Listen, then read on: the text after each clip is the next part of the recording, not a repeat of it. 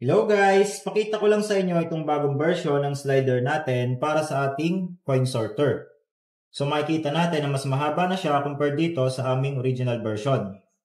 Pero same pa rin naman ang function nila. So testingin natin.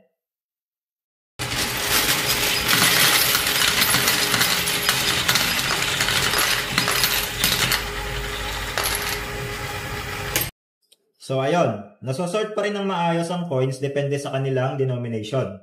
So yung mga 1 peso dito napunta. So dito siya lumabas sa butas na to. Then yung 5 pesos naman dito dahil dito siya lumabas. Then yung ating mga 10 pesos ay dito naman nalabas and ang ating 20 ay dito sa dulo. So ang advantage nito sa unang version ay mas marami ang coins na pwede nating masort and at the same time pwede tayong gumamit ng mas malaking box na sasalo sa ating mga coins. So sa tingin nyo guys, maganda ba ang ganitong version para sa ating coin sorter function?